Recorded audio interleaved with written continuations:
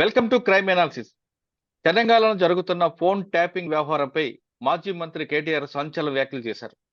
ఇది కేవలం బీఆర్ఎస్ ప్రభుత్వంలోనే ప్రారంభం కాలేదని, గత ప్రభుత్వాల్లో ఎప్పుడూ జరుగుతూనే ఉన్నాయంటూ తన దగ్గరున్న ఆధారాలను బయటపెట్టారు.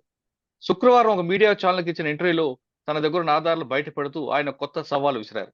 ఒకవేళ తాను తప్పు చేశానని భావిస్తే ఎలాంటి చర్యకైనా సిద్ధమంటూ అతను చెప్పుకొచ్చారు. Narco test, light detect test కైనా తాను సిద్ధమంటూ సవాల్ విసిరారు. ఇప్పుడున్న సీఎం కూడా తన ప్రత్యర్థులు ఎవరున్నారో డిప్యూటీ సీఎంలు గాని, మాజీ మంత్రులు గాని, ప్రస్తుతం ఉన్న మంత్రుల యొక్క ఫోన్ ట్యాపింగ్ చేస్తున్నారంటూ అతను ఆరోపించారు. ఇవన్నీ కాకుండా కేవలం కేసీఆర్ కులాన్ని టార్గెట్ చేస్తున్నారని, గతంలో పనిచేసిన ఐపీఎస్ అధికారులు ఎందుకు ప్రశ్నించలేదంటూ అతనికి సరికొత్త వివాదాన్ని బయట తీసుకొచ్చారు. ఇదే అంశంపై మనతో మాట్లాడడానికి హైకోర్టు అడ్వకేట్ స్కాట్లాండ్ నుంచి రాజీవ్ రెడ్డి గారు ప్రస్తుతం లైవ్ లో ఉన్నారు. ఆయన అడిగి ఇది ఎంతవరకు వాస్తవాన్ని విషయాన్ని అనేది తెలుసుకుందాం. సార్ నమస్తే అండి. నమస్తే సార్, కేటీఆర్ గారు నిన్న ఒక ఛానల్కి ఇంటర్వ్యూ ఇస్తూ కొత్త అంశాలు బయట తీసుకొచ్చారు. అక్కడ యాంకర్ అడుగుతున్న ప్రశ్నకి సమాధానం చెప్పకుండా దాటవేసే ధోరణిలో ఇది ఇప్పుడు కాదు, మన్మోహన్ సింగ్ గారి దగ్గర జరుగుతుందంటూ ఆయన కొన్ని తన దగ్గర ఉన్న ఆధారాలు చూపించుకుంటూ కేసు ఆ వాదనని పక్కదోవ పెట్టే దానిలాగా అనిపిస్తుంది. ముఖ్యంగా చెప్తే ఇది మన్మోహన్ సింగ్ గారి నుంచి జరిగింది, గతంలో చాలా జరిగాయి, ఇది కేవలం బీఆర్ఎస్ ప్రభుత్వం ఒకటే చేయలేదు, అంతేకాకుండా ప్రస్తుతం ఉన్న ప్రభుత్వం కూడా చేస్తుందంటూ ఒక ఆరోపణ చేశారు. ఇవన్నీ ఒక పక్కన పెడితే అప్పుడులో ఉన్న పోలీస్ ఆఫీసర్లు ఎందుకు క్వశ్చన్ చేయట్లేదు, కేవలం కేసీఆర్ నే క్వశ్చన్ చేస్తున్నారంటూ తీసుకొచ్చారు. దీన్ని మీరు ఏ విధంగా విశ్లేషిస్తారు? మేము చేయలేదు అని నిర్దిష్టంగా చెప్పకుండా మీరు చేయలేదా, గతంలో మీరు చేయలేదా, లేదా మీరు అది చేయలేదా అని చెప్పి డైవర్షన్ అనమాట. నెంబర్ 1. నెంబర్ 2, మన్మోహన్ సింగ్ గారు చెప్పింది మీరు అక్కడ వింటే, నేషనల్ సెక్యూరిటీ పర్పస్ పైన టెలిఫోన్లో ట్యాప్ చేయడం అనేది సర్వసాధారణం అని చెప్పారు. అది పర్ఫెక్ట్లీ వ్యాలిడ్ అండ్ లీగల్, ప్రపంచవ్యాప్తంగా చేస్తారు. ఇప్పుడు కాదండి, బ్రిటిష్ గవర్నమెంట్ ఉన్నప్పటి నుంచి టెలిగ్రాఫ్, టెలిఫోన్ అనేది పుట్టినప్పటి నుంచి కూడా ట్యాపింగ్ జరుగుతుంది. అయితే దానికి కొన్ని నిర్దిష్టమైన చట్టాలు, రూల్స్ ఉంటాయి. మన దేశంలో వచ్చేటప్పటికి ఇండియన్ టెలిగ్రాఫ్ యాక్ట్ పాతది, ఇప్పుడు గవర్నమెంట్ కొత్తది తీసుకొచ్చింది. ప్లస్ దానికి జిఎస్ఆర్ రూల్స్ అని ఉంటాయండి. దాని ప్రకారం ఏంటిదంటే, నేషనల్ సెక్యూరిటీ కానీ, పబ్లిక్ సెక్యూరిటీ కానీ, friendly relations with foreign nations కానీ, కమిషనింగ్ ఆఫ్ ఎ క్రైమ్ జరుగుతుంటే ప్రివెంట్ చేయడానికి కానీ ట్యాపింగ్ చేయొచ్చు. దాని ప్రొసీజర్ ఏంటిదంటే, ట్యాపింగ్ చేయాలనుకున్న officer through there unit head, అంటే ఐపీఎస్, మన ఎస్పీ గారు, డిఐజీ ద్వారా హోమ్ సెక్రటరీకి రిక్విజిషన్ రైజ్ చేస్తారు. ఆయన పర్మిషన్తో మాత్రమే చేయాలి. దాంట్లో మోస్ట్ ఇంపార్టెంట్ ఏంటంటే, మన ప్రజలకు చాలా మంది తెలియదు ఏంటంటే, ఎట్టి పరిస్థితులలోనూ ఏ రీజన్ అయినా సరే ఎలక్టెడ్ రిప్రజెంటేటివ్ ట్యాప్ చేయడానికి వీల్లేదు. ఆ రిక్విజిషన్ స్లిప్ లో లాస్ట్ ఒక కాలం ఉంటుందండి. వీళ్ళు డిక్లేర్ చేస్తారు, the target is not an elected representative అని. అప్పుడు మాత్రమే ఇస్తారు. అలాగే ట్యాపింగ్ చేయడం వ్యాలిడ్, లీగలు. అదే మన్మోహన్ సింగ్ గారు చెప్పారు, మేము ట్యాపింగ్ చేస్తున్నామని అనలేదు, నేషనల్ సెక్యూరిటీ కోసం ట్యాపింగ్ చేయడం సర్వసాధారణం అని చెప్పారు. సో ఆయన దీన్ని డైవర్ట్ చేసుకొని కాంగ్రెస్ వాళ్ళు చేయలేదని అక్కడి నుంచి ఆయన పోతూ సెకండ్ ఏం చెప్పారంటే, గత ప్రభుత్వాలలో శంకర్రావు గారు అలిగేషన్ చేశారు, పొన్నం ప్రభాకర్ గారు అలిగేషన్ చేశారు, అది దానికి వచ్చారు. సో దాని గురించి నేను చెప్తే, అది చేశారో లేదో ఎవరికి తెలియదు. వారు అలిగేషన్ అయితే చేశారు, అనుమానం చెప్పారు, దానిపైన ఏది జరగలేదు. ఇక్కడ మీరు చేశారన్న ప్రశ్నకి అక్కడి నుంచి తీసుకుని వస్తున్నాడు ఆయన. అవును, ఈయన నిర్దిష్టంగా మేము చేయలేదు, మాకు సంబంధం లేదు అని చెప్పాలి. అక్కడి నుంచి ఆయన టాపిక్ ని తీసుకొస్తూ నేను చెయ్యలేదు అని మొదలు పెట్టారు. అక్కడ రజనీకాంత్ గారు స్పెసిఫిక్ గా క్వశ్చన్ అడిగారు, మీరంటే మీ ప్రభుత్వం అన్నారు. ఆయన దాన్ని దాటవేస్తూ, అదే నేను చెప్తున్నాను రజనీకాంత్ అని అంటూ, ప్రభుత్వం అని అనకుండా ఇక్కడ చాలా తెలివిగా నేను చెయ్యలేదు అని అంటున్నాడు. ఆయన సమాధానంలో ఆయన ప్రభుత్వం చేయలేదని చెప్పట్లేదు, కేసీఆర్ గారు అని చెప్పట్లేదు, నేను చేయలేదు, నేను చేయలేదు అంటున్నారు. ఆయన చెప్పండి, కరెక్ట్ గా చెప్పదలుచుకుంటే, నేను గాని కేసీఆర్ గారు గాని మా ప్రభుత్వంలో ఎవరు గాని మా ప్రభుత్వము ఇట్లా ఇల్లీగల్ ట్యాపింగ్ చేయలేదు అనేది చెప్పాలి. అవును, చెప్పకుండా చాలా తెలివిగా దాటవేసి, అంటే రజనీకాంత్ స్పెసిఫికల్ గా అడిగాడు, అంటే మీ ప్రభుత్వం అంటే అదే రజనీకాంత్ గివ్ మీ 1 minute అనేది అంటూ నేను చేయలేదు అని మళ్ళీ తిప్పాడు. ఇప్పుడు కూడా ప్రభుత్వం వేసే కేసులో దాంట్లో, అంటే బయట సోషల్ మీడియాలో జరుగుతుంది కానీ కేటీఆర్ అని ఎక్కడ నిర్దిష్టంగా చెప్పలేదు. అవును, కొంతమంది పోలీస్ ఆఫీసర్లు చేశారని చెప్తుంటే దానికి అన్వయించుకొని ప్రభుత్వ పెద్దల ఆజ్ఞతోటో లేకపోతే సజ్ఞతోటో అంగీకారంతో వారికి తెలిసి చేస్తున్నారు అనేది తిరుగుతూ ఉంది. సో ఆయన స్పెసిఫికల్ గా మా ప్రభుత్వము, మా ప్రభుత్వంలో ఎవరు, లేకపోతే వారి తండ్రి గారైనా ముఖ్యమంత్రి గారు. అవును. లేకుండా నేను నేను నేను అంటున్నాడు ఆయన. హ్మ్. అది అది సో ట్రైంగ్ టు చేయడానికి ట్రై చేస్తున్నాడు. సార్ ఆయన ఇంకొక విషయం తీసుకొచ్చారు. నేను ఎలాంటి తప్పు చేయలేదు. ఒకవేళ తప్పు చేస్తే ప్రభుత్వం మీ చేతిలో ఉంది కాబట్టి, మీరు నార్కో టెస్ట్ అయినా, లైట్ డిటెక్ట్ టెస్ట్ అని పెట్టినా నేను సిద్ధంగా ఉన్నాను. ఆయన ఎక్కడ కూడా మళ్ళీ అంటే మనం ఏమంటారంటే మళ్ళీ తెలివిగా దాట్ డైవర్ట్ చేసేదన్నమాట. ఫస్ట్ నేను ఇంతకుముందు చెప్పినట్టు నేను చేయలేదు అని అంటున్నాడు. ఆయన చేశారు ట్యాపింగ్ అని ఎవరు అనట్లేదు. హ్మ్. వారి ప్రభుత్వం ఆఫీసర్లు చేశారు. ఆ చేయడం వెనకాల ప్రభుత్వతోటి కానీ సంఘతోటి కానీ కన్సెంట్ తోటి కానీ చేశారనేది జరుగుతున్న ప్రచారం. ఆయన మా ప్రభుత్వము ముఖ్యమంత్రి గారు కేసీఆర్ గారు అని అనట్లేదు. నేను నేను అని మళ్ళీ అంటున్నారు. స్పెసిఫిక్ గా ఆయన ట్యాపింగ్ చేశారని అనట్లేదు. అవును. వెనకాల ఉన్నారు వాళ్ళు అంటున్నారు. దాంట్లో ఈయన కూడా ఉండొచ్చు అని. రెండోది లై డిటెక్టర్ ప్రభుత్వం ఏమంటున్నాడంటే నేను సిద్ధము లై డిటెక్టర్ కి నార్కో అనాలిసిస్ కి టీవీ9 స్టూడియోలో వచ్చి చేస్తాను అని అన్నాడు. హ్మ్. అంటూ అది అన్కండిషనల్ కాదండి, ఆ! కండిషనల్ గా చెప్తా ఉన్నాడు. రేవంత్ రెడ్డి గారు కిషన్ రెడ్డి గారు కూడా వచ్చి చేస్తేనే చేస్తాను లేకపోతే లేదు అంటున్నాడు. దీనికి నా సమాధానం ఏంటంటే రామాయణంలో సీతాదేవి లంకలో ఉండి తీసుకొచ్చిన తర్వాత అగ్ని పరీక్ష ఆవిడ ప్రవేశించింది, కానీ అక్కడ ఆగి నువ్వు కూడా ఇన్నేళ్ళు నేను లేకుండా ఉన్నావు కాబట్టి నీ శీలం పైన కూడా అనుమానం ఉంది కాబట్టి రాముడు అగ్ని పరీక్ష స్వచ్ఛంగా శీలము నిరూపించుకోవాలనుకుంటే కండిషన్ పెట్టకుండా అన్కండిషనల్ గా నేను రెడీ, నేను చేస్తున్నాను, నేను చేశాను, కమాన్ మిర్చి చేయండి అంటే అది వేరే విషయం. అప్పటికి రజనీకాంత్ గారు అన్నట్టున్నారు మీరు చేయొచ్చు కదా అంటే ఆ దాట వేశారు. రజనీకాంత్ గారు కూడా ప్రెస్ చేయలేదు. అంటే హ్మ్. శీలత నిరూపించుకోవాలంటే నువ్వు చేస్తే నేను చేస్తాను, నువ్వు దుక్కితే నేను దుక్కుతాను అనకుండా హ్మ్. నేను నిరూపించుకుంటాను. ఎందుకంటే జగద్విత్ అందరు తెలుసు, మనం ఛాలెంజ్ చాలా ఇస్తుంటాము. మీకు తెలుసు గతంలో కూడా రాజకీయ సన్యాసం అంటారు, అదంటారు ఇదంటారు, ఎందుకు చేయలేదంటే ఆయన స్వీకరించలేదు అంటుంటారు. ఆయన హ్మ్. దాట వేసేది. హ్మ్. అతను గనక తన శీలము సచ్చీలత నిరూపించుకోవాలనుకుంటే ఈ ఇంటర్వ్యూకి వచ్చేటప్పుడు ఓ లై డిటెక్టర్ నార్కో అనాలిసిస్ తీసుకొచ్చుకొని నిరూపించలేదు నేను రెడీ అనాలి. హ్మ్. అలా అనకుండా వారు చేస్తే వీరు చేస్తే అంటారు. అందుకే నేను చెప్పింది సీతాదేవి తన అగ్ని పరీక్ష చేసింది కాబట్టి చేసింది, కానీ నేను లంకలో ఉన్నప్పుడు నువ్వు ఒక్కడివి అడవిలో తిరిగావు కాబట్టి రామా నువ్వు కూడా దుంకుతే నేను దుంకుతాను అగ్ని పరీక్ష చేస్తానని అనలేదు. హ్మ్. ఇది మనకు ప్రామాణికం.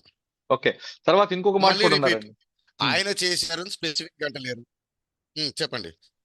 ఇంకో మాట కూడా ఉన్నారు. కేవలం కేసీఆర్ ఆయన చేశారు అని ఎవరు అనట్లేదండి. అవును. ఆయన చేశారు అనకపోయినా, చెప్పండి. ఇది కేవలం కేసీఆర్ వర్గానికి సంబంధించిన వ్యక్తులనే అనట్లేదు. టార్గెట్ చేస్తున్నారు అని అంటున్నారండి. వర్గము కులం అంటే మళ్ళీ మన దేశ భాగ్యం, మన దేశం ముందు ఊపడం కారణం మళ్ళా కులాలు వర్గాలే వస్తాయి. దీనికి ఏంటిదంటే అప్పుడు వారి ప్రభుత్వం ఉన్నప్పుడు కూడా కామన్ అలిగేషన్ ఏంటంటే ప్రధానమైన పోస్టులలో ఆఫీసర్లందరూ వారి వర్గం వారినే పెట్టారు అని. హ్మ్. సరే లాజికల్ గా దాని ప్రకారమే ప్రధానమైన పోస్టులని ఇప్పుడు రాధాకిషన్ రావు గారు తీసుకోండి. ఆయన ఎప్పుడో రిటైర్ అయిపోతే ఎక్స్టెన్షన్ మీదే అంటే ఉన్న అధికారులకే పోస్టింగ్ లేదు. రిటైర్ అయిపోయిన అధికారిని ప్రధానమైన హైదరాబాద్ టాస్క్ ఫోర్స్ లో కంటిన్యూ చేయటం. అవును. ప్రభాకర్ రావు గారు ఎన్నడో రిటైర్ అయిపోతే పోస్టింగ్ లేక వారు ఎదురు చూస్తుంటే వారిని పక్కన పెట్టి వేరే కేపబుల్ ఆఫీసర్స్ ఉన్నట్టు లేకుండా వారిని ఎక్స్టెన్షన్ మీద కంటిన్యూ చేయడం, లేదా కొంతమంది రిటైర్ అయిపోయిన వాళ్ళని ఓఎస్డీల కింద కంటిన్యూ చేయడం. సో వారు ఎవరినైతే నియమించారో ఆ పదవులలో ఫర్ ఎగ్జాంపుల్ ట్యాపింగ్ అనుకోండి, అది ఇంటెలిజెన్స్ ఏజెన్సీలు చేస్తే ఇంటెలిజెన్స్ కి హెడ్ కింద ప్రభాకర్ రావుని పెట్టారు. అవును. టాస్క్ ఫోర్స్ కి రాధాకిషన్ రావు గారిని పెట్టారు. అవును. వారికి అసిస్టెంట్ కింద పక్కన ప్రణీత్ రావు గారు, భుజంగరావు గారు. సో యాదృచ్ఛికంగా ఆ కరెక్ట్ పదవులలో పాసిబిలిటీ ఆఫ్ ట్యాపింగ్ ఎక్కడైతే ఉంటుందో వీరు నియమించిన అధికారులు వారి వర్గం వారే కదా. అవును. అవతల వారిని మా వర్గం అని అనేముందు హ్మ్. వారి వర్గం వారిని వారే కదా పెట్టుకుంది. అవును. అంటే ఇంకో మాట అందుకని ఇది కూడా వస్తుంది. అన్నారండి. అంటే ఇది కూడా ఇంకో చెప్పండి మాట చెప్పండి. కూడా ఉన్నారు. అప్పట్లో పనిచేస్తున్న మహేందర్ రెడ్డి గారు గాని, శివధర్ రెడ్డి గారు గాని, రవి గుప్తా, సజ్జనార్‌ని వాళ్ళెందుకు క్వెషన్ చేయట్లేదంటూ కేటీఆర్ అంటున్నారు. అంటే దానికి నా సమాధానం ఏంటిదంటే ఈ ఇన్వెస్టిగేషన్ ఇప్పుడే మొదలైంది. తర్వాత ఇది చాలా కాంప్లికేటెడ్ టెలిఫోన్ ట్యాపింగ్ వ్యవహారం అనేది. హ్మ్. నార్మల్ క్రైమ్ లోనే చాలా నాళ్ళు పడుతుంది. అక్కడ దాకా వస్తుందో లేదో ఉందా లేదా అనేది ఇప్పుడే కాదు, ఇప్పుడు అర్లీ ఆన్ అంటే ఎవరు చేశారు, ఎవరెవరు చేశారు దగ్గరే తిరుగుతుంది. దాని తర్వాత ఎవరు చేపించారు, ఎలా జరిగిందనేది వస్తుంది. సో ఇది ఇప్పుడు చాలా అర్లీ ఆన్. ఆ మాటకి లాజిక్ లేదు. ఇప్పుడు ఇన్వెస్టిగేషన్ మొదలైంది, అది ఎక్కడ దాకా పోతుంది ఏం పోతుంది అనేది ఇంకేమీ తెలియదు. అవును. అంటే కాబట్టి దీనికి ఈ- ఈ అదే నేను చేసే చెప్పేది, ఓన్లీ పొలిటికల్ పొలిటికల్ చేస్తున్నారు వారి వర్గం గారు కాబట్టి వీరిని ఎందుకు చేయట్లేదు అనేది ఆయన పొలిటికల్. ఓపిక పడితే కొన్నాళ్ళు ఉమ్, ఆగితే పోతుందా లేదా, అక్కడ దాకా పోయిందా లేదా తెలుస్తుంది. అర్లీ ఆన్ అనమాట. ఇప్పుడు దానికి ఎటువంటి లాజిక్ లేదు. ఓకే. కానీ నాన్ స్టార్టర్ క్వశ్చన్. కానీ ఇప్పుడు ఈ కేటీఆర్ గారు అన్న మాటకి సీనియర్ ఆఫీసర్లు ఏం చెప్తున్నారంటే, ఇది లీగల్ గా అయితే మీరు చెప్తున్నట్టు ప్రొసీజర్ ప్రకారం మాకు వస్తుంది, మా రెస్పాన్సిబిలిటీ ఉంటుంది. ఇది ఇల్లీగల్ దుకాణం కాబట్టి మాకు తెలియకుండా జరిగే దానికి మాకు సమాధానం, మాకు రెస్పాన్సిబిలిటీ ఎక్కడ చేస్తారంటూ వాళ్ళు అంటున్నారు. మీరు చెప్పినట్టు పైవారు చెప్పడం కరెక్ట్, అంటే మీరు చెప్పింది కరెక్ట్. దీంట్లో పార్ట్ ఏంటిదంటే ఇల్లీగల్ ఇంటర్సెప్షన్ అయితేనేమో వీరెవరికి సంబంధం లేకుండా వారికి తెలియకుండానే చేయటం అవును. ఒకటి. రెండో విధం కూడా ఇల్లీగలిటీ ఎక్కడంటే లీగల్ గానే పర్మిషన్లు తీసుకొని చేయటం. లీగల్ గా తీసుకున్న పర్మిషన్ ని ఎక్సీడ్ అయ్యి క్రాస్ ఉమ్, ఓవర్ అయ్యి చేయడం. చాలా చాలా నేరాలు లీగల్ గా మొదలయ్యి ఇల్లీగల్లోకి వెళ్తాయి. అంటే ఇప్పుడు వారు secretary permission, home secretary permission, DGP గారి పర్మిషన్ తీసుకొని ఉంటారు. ఉమ్, తీసుకున్నప్పుడు ఎక్విప్మెంట్ యూజ్ చేసి వేరే వాళ్ళని చేయడం కూడా జరుగుతుండొచ్చు. సో రెండు ఓకే. రకాలు మీరు అన్నట్టు, ఇల్లీగల్ అయితేనే వారి ప్రమేయమే ఉండదు. ఉమ్, టోటల్ గా ఇల్లీగల్ అయితే ఉమ్, కాస్త లీగల్ గా సెక్రటరీ, హోమ్ సెక్రటరీ గారి పర్మిషన్ వగేరా తీసుకొని, ఉమ్, బట్ చేసిందేమో వేరేది. అవును. అక్కడి నుంచి ఇల్లీగాలిటీ అన్నమాట. సో బట్ ఇప్పుడు మనం ఏ కంక్లూజన్ రాలేము, ఇన్వెస్టిగేషన్ ఇప్పుడే మొదలైంది. అవును. సార్, ఇంకొక మాట కూడా కేటీఆర్ గారు చెప్తున్నారు. నా ఫోన్ కూడా ట్రాప్ అయింది, ఐఫోన్ నుంచి నాకు మెసేజ్ వచ్చిందంటూ అతను కూడా ఒక మెసేజ్ చూపించారు. ఇది కూడా ఏంటంటే భారతదేశంలో ప్రజలకు అంత అవగాహన లేకపోవడానికి ఇవన్నీ వాడుకుంటూ ఉంటారండి. ప్రపంచ వ్యాప్తంగా యాపిల్ కంపెనీ నుంచి రెగ్యులర్ గా ఈ మెసేజ్లు అందరికీ వస్తాయి, మీకు నాకు అందరికీ. ఏదైనా సస్పిషియస్ యాక్టివిటీ ఉంటే నెంబర్ 1 పంపిస్తుంది. సెకండ్ థింగ్, ఆ నోటిఫికేషన్ ఉంటది, మే హ్యావ్ బీన్ అని, ఉమ్, ఉండొచ్చు అని, జరిగింది అదే. అనరు. ఉమ్, మూడోది, గవర్నమెంట్ చేసింది ఎవరు చేసింది అనేది తెలియదు. Maybe any agency. స్కామర్లు, ఉమ్, హ్యాకర్లు కూడా చేసి ఉంటారు. సో దాంతో ఆయన లింక్ చేసేసి కేంద్ర ప్రభుత్వం చేస్తుంది అనడం తప్పు. దీనికి ఇంకొకటి కూడా ఉంటుంది, యాపిల్ నుంచి జెన్యున్ మెసేజ్లు కాక స్కామ్స్టర్ దొంగ మెసేజ్లు కూడా పంపిస్తారు, అవి లింక్ చేస్తే మీకు ఓన్ హ్యాక్ చేస్తారు. సో అదో ఇదో కూడా తెలియదు. సైబర్ క్రైమ్ ఒకవేళ పంపిస్తుంటారండి. అది నిజంగా ఫోన్ తీసుకుని వెళ్ళి కంప్లైంట్ ఇవ్వచ్చు. ఆయన ఉమ్, తీసుకెళ్లి ఏమంటారు దానికి టెక్నీషియన్లు, ఎక్స్పర్ట్లు ఉంటారు, వాళ్ళతోటి డీసెక్ట్ చేయించి దాన్ని తీసి బయట పెట్టవచ్చు. ఊరికే నోటిఫికేషన్ పట్టుకొని జరిగింది అని చెప్పడం అది తప్పు. సాధారణంగా వస్తూ ఉంటాయి అవి. సార్, ఫైనల్ గా చెప్పండి. కేటీఆర్ గారు చెప్తున్నట్లుగా అసలు మేము చేసామా చేయలేదా అన్నది క్లియర్ గా లేకుండా, చేసామంటే చేసాం, లేదు చేయలేదని చేయలేదు, లేదు గత ప్రభుత్వం చేసింది మేము చేసా తప్ప అనేది కరెక్ట్ కాకుండా దీన్ని ఎలా కంక్లూడ్ చేయొచ్చు అంటారు కేటీఆర్ గారు? అంటే ఇప్పుడు గతంలో రేవంత్ రెడ్డి గారు నేను అక్కడికి వచ్చి అది వైట్ ఛాలెంజ్ అని బ్లడ్ ఇస్తానని చెప్పి అక్కడ నిలబడ్డాడండి. ఉమ్, ఈయన రాలేదు. ఉమ్, ఇప్పుడు ఈయన కూడా లైట్ చేసేయాలి. చేసేసి అప్పుడు ఆరోపణలు చేయాలి. నేను చేయలేదు కాదు, ఆయన చేశారని ఎవరు అనట్లేదు, మళ్ళీ చెప్తా ఉన్నా. ఉమ్, వారి ప్రభుత్వంలో ఉమ్, ఆఫీసర్లు చేశారు, దాని ఉమ్, వెనకాల ప్రభుత్వ పెద్దలు ఉన్నారు. సో మా ప్రభుత్వంలో చేయలేదు, లేకపోతే వారి తండ్రి గారు కేసీఆర్ గారు దీని గురించి ఐడియానే లేదు ఉమ్, అనేది ఆయన స్పెసిఫిక్ గా చెప్పలేదా, దాట వేసినట్టు నాకు అనిపించింది. ఉమ్. సార్, ఇంకొక మాట కూడా అన్నారండి. ఈ లీకులు ఉమ్. ఇచ్చే బదులు డైరెక్ట్ గా గవర్నమెంట్ నుంచి ఒక ఆఫీసర్ వచ్చి లేదంటే పొలిటీషియన్ మాట్లాడొచ్చు కదా, ఎందుకు మాట్లాడడం లేదు అంటే అని క్వశ్చన్ చేశారు. అంటే కేటీఆర్ గారు ఛాలెంజ్ చేస్తున్నట్టు అఫీషియల్గా ప్రెస్ కాన్ఫరెన్స్ పెట్టి అఫీషియల్గా ఒక ఇన్వెస్టిగేషన్ జరుగుతుండగా మాట్లాడితే ఆ ఇన్వెస్టిగేషన్కి ఎన్నో ఇబ్బందులు వస్తుంటాయి. టెయింటెడ్ ఇన్వెస్టిగేషన్ ఉంటుంది. జనరల్గా అథరైజ్డ్ పర్సన్స్ ఆర్ సంబంధిత ఆఫీసర్లు సమయానుకూలత చూసి ఇన్వెస్టిగేషన్కి ఏ టెయింట్ రాదు, ఎటువంటి ఇది రాదు, ఇన్వెస్టిగేషన్కి ఎటువంటి ప్రాబ్లం రాదు, సీక్రెట్ రిలీజ్ కావన్నప్పుడు మాత్రమే ప్రెస్ కాన్ఫరెన్స్ పెడతారు. ఫర్ ఎగ్జాంపుల్ ఎలా ప్రాబ్లం అవుతుందంటే, మీ అందరికీ గుర్తుండుంటుంది, ఎమ్మెల్యేల కొనుగోలు కేసులో కేసీఆర్ గారు తొందరపడి ఓ పెద్ద ప్రెస్ కాన్ఫరెన్స్ పెట్టి ఆ వీడియో క్లిప్పింగ్లో ఆ క్లిప్పింగ్ ఏదో డిస్ప్లే చేశారు. దానివల్ల ఏమైంది, తెలంగాణ ప్రభుత్వానికి ఇన్వెస్టిగేషన్కి ఎంతో ఇబ్బంది జరిగింది. దానిపైనే ఈ కేసులో ప్రభుత్వం బయాస్డ్ ఉంది, పర్పస్ఫుల్గా చేస్తుంది అని చెప్పి హైకోర్టుకి వెళ్ళటము, సిబిఐకి ఆర్డర్ చేయడము, ఇన్వెస్టిగేషన్ తీసేయడం, ఆ ఇన్వెస్టిగేషన్ ఆ కేసు అంతా నీరు గారిపోయింది. అందుకోసం ఎనీ రెస్పాన్సిబుల్ గవర్నమెంటు ఇన్వెస్టిగేషన్ జరుగుతున్నప్పుడు, అందరూ ఇట్లాంటి హై ప్రొఫైల్ కేసు ఎంతో కాంప్లెక్స్ ఇన్వెస్టిగేషన్ ఉన్నప్పుడు అఫీషియల్గా చెప్పరు. ఆ విషయం కేటీఆర్ గారు తెలిసే ఉంటుంది. తెలిసే ఆయన అది పెట్టరు కాబట్టి అని చెప్పి ఒక ఛాలెంజ్ చేస్తున్నాడు అని నా అభిప్రాయం.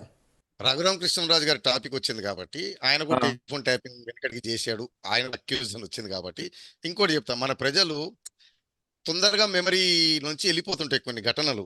ఆయన తాలూకు వారు ఆయన సపోర్ట్ చేసేవారు చెప్పినా జగన్మోహన్ రెడ్డితో వీరుల్లాగా పోరాడారు, టార్చర్లు అనుభవించాడు, సిబిసిఐడి వరకు కుట్టారు కాబట్టి ఆయన ఒక ఏమంటారు వీరుడు శూరుడు స్వతంత్ర సమరంగా మాట్లాడతారు. ప్రజలు నేను చెప్పేది ఏంటంటే ఫస్ట్ లీగల్ కాదు, కామన్ సెన్స్.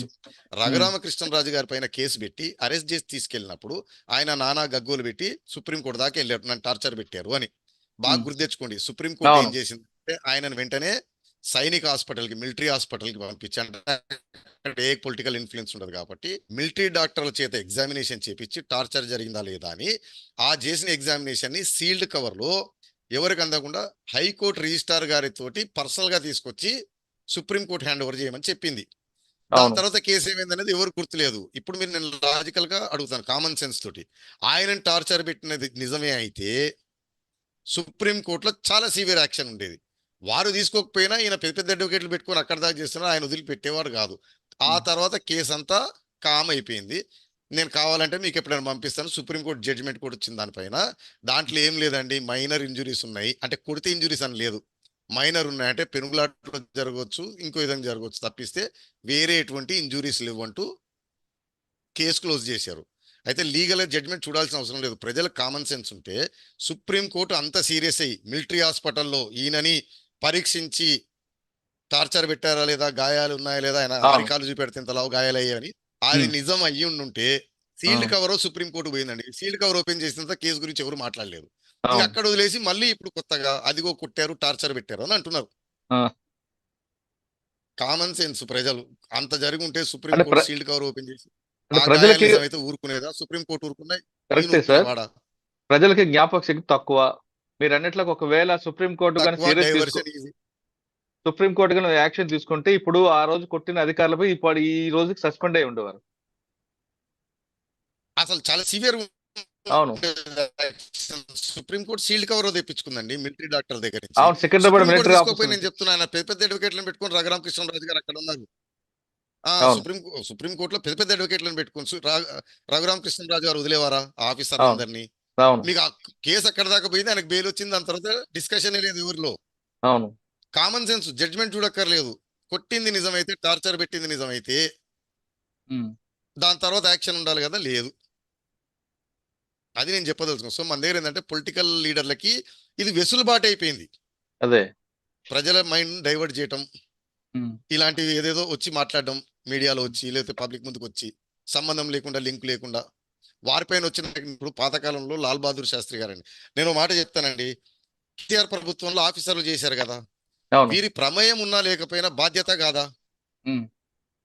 అవును. వారి గవర్నమెంట్ లో ఆఫీసర్లు చేస్తుంటే అడ్మినిస్ట్రేషన్ లో. పాతకాలంలో లాల్ బహదూర్ శాస్త్రి వారు ట్రైన్ యాక్సిడెంట్ అయితే అక్కడికక్కడ రాజీనామా చేసి నడుచుకుంటూ వెళ్ళిపోయారు అని చెప్పేవాళ్ళు. అవును. అక్కడి నుంచి ఇక్కడ దాకా మన దేశం వచ్చింది. ఉమ్. ఇంకా ముందు ఎటు నువ్వు వెళ్తారో చూడాలి. రాజకీయ నాయకుడిని నువ్వు రేప్ చేసావా అని ఆయన పైన అలిగేషన్ వస్తే, అతను స్కామ్ చేయలేదా, అతను దొంగ పని చేయలేదా, గతంలో మీ ప్రభుత్వం చేయలేదా అని చెప్తుంటారు తప్పిస్తే మేము నేను చేయలేదు లేదా దాటవేట మాట. ఇప్పుడు కేటీఆర్ గారు అన్నట్టు నేను చేయలేదు అంటున్నారు. ఆయన కరెక్ట్ అనేది ఉంటే మా ప్రభుత్వంకి ఎటువంటి సంబంధం లేదు, మా ప్రభుత్వంలో ఎవరికి తెలియదు, మా ప్రభుత్వం ఇది లేకుండా జరిగింది, లేదా మా తండ్రి గారైనా కేసీఆర్ అని చెప్పాలి నిర్దిష్టంగా. అంటే ఆయన ఒక మాట కూడా అన్నారండి, ఒకటో రెండో చేసి ఉండొచ్చు, అందులో తప్పే ఉంది అందులో, కానీ అన్ని ప్రభుత్వాలు చేస్తుంటాయి కదా అన్నారు కదా.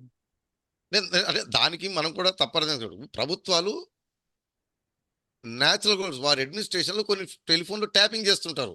అది అవును. నేషనల్ సెక్యూరిటీయో, ఉగ్రవాదులను, తీవ్రవాదులను పట్టుకోవడానికి, క్రైమ్ జరగకుండా చేయడానికి. దాని గురించి ఎవరు తప్పు పట్టట్లేదు. ప్రైవేట్ వ్యక్తులది ఇల్లీగల్ గా చేయడం లేదా లీగల్ పవర్ ని ఎక్సీడ్ చేసి చేయడం గురించి అంతే ప్రాబ్లం అంతా జరుగుతూ ఉంది. కేటీఆర్ గారు చెప్తున్న వాదనలో పసలేదు అంటున్నారు రాజీవ్ రెడ్డి గారు. రాజీవ్ రెడ్డి గారు చెప్తున్నట్లుగా ప్రజల జ్ఞాపక శక్తి తక్కువ ఉంది కాబట్టి రాజకీయ నాయకులు, అంటే కేవలం కేటీఆర్ కాదు, ప్రతి రాజకీయ నాయకులు కూడా తాము తప్పు చేశామని చెప్పరు కానీ అప్పుడు గతంలో జరగలేదా అంటూ దాటవేసే దూరంలో సమాధానం చెప్తుంటారు అంటున్నారు రాజీవ్ రెడ్డి గారు. ఇది రాజీవ్ రెడ్డి గారితో విశ్లేషణ. మరో అంశంలో మళ్ళీ కలదాం. అంతవరకు నమస్తే. Thank you sir. Thank you very much. Yes.